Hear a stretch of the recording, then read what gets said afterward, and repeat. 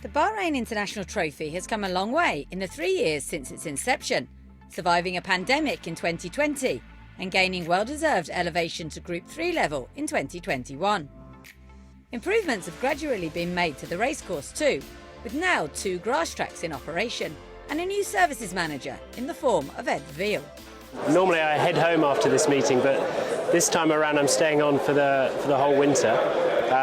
It's going well. We've got our main race obviously today. First time that the International will be of Group 3 status, which is really exciting. But of course, the excitement of the series throughout the whole winter is something that hopefully will encourage people to watch our racing a bit more and understand what we do here, which is obviously the exciting part. Unlike last year, when it was run behind closed doors, a large crowd assembled for the big race, the last of 7 on the card. A top-class cast of horses flew in from 5 different countries for the $650,000 event, including 4 for Godolphin. Group 1 winner Barney Roy was joined by fellow Charlie Appleby trainee Zakuski.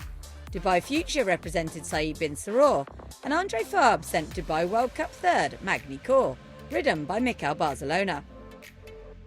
Bahrain's treated you well, you've enjoyed your short trip here? Yeah, I've been last year once. It's a fair track. I think it will suit as well Magny Corps, so we're going to try to get a good race for him.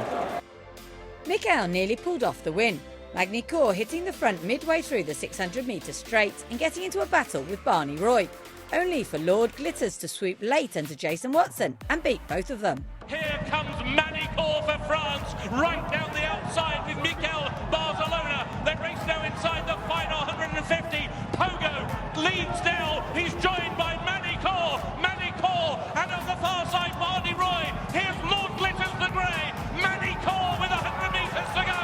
Magny Corps, Barney Roy, Lord Glitters, and the race left towards the line. Lord Glitters, the Globetrotter has got there.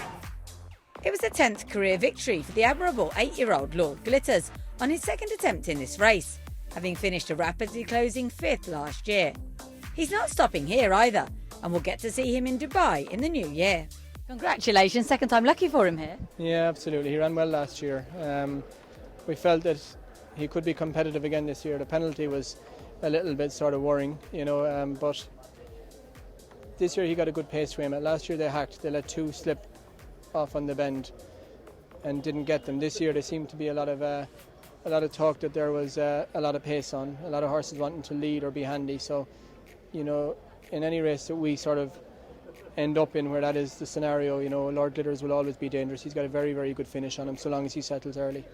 And he didn't settle in the parade ring. Is this more special because he's such a tricky horse to deal with? He's not that tricky. He just is eager to get on with it, and he's fine until you get into a situation like this and you get some music and it all gets claustrophobic, and he's better off out on the track then.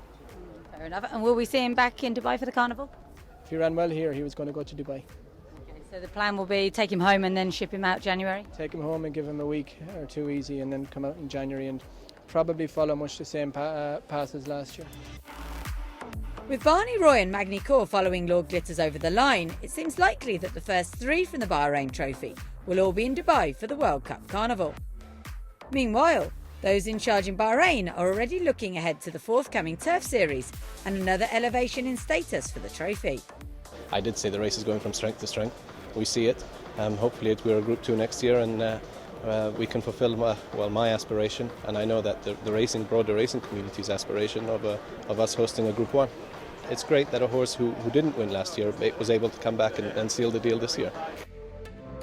Sheikh Salman, whose recruiting efforts have been integral to the success of this race, was pleased with the standard of this year's edition. No doubt, we will always seek to attract the top quality horses to participate, as you've just seen, the field this year was the lowest rated horse coming from Europe was 110. We're very delighted with the support we're getting from trainers and owners from Europe, I can see this race strengthening year by year, definitely. And of course you're not stopping here, it's straight on to the Turf Series. Yes, well, yeah, we start on the 10th of December. It's a very exciting, I think, The series is going to be very exciting, I think, and it's going to run through all the way till mid-February. And it will consist of course, 10 races, and I'll be personally very happy to see trainers and horses based in the Kingdom of Bahrain for that time. Exciting times ahead for Bahrain, which is a racing jurisdiction with ambition, underpinned by knowledgeable and warm hosts.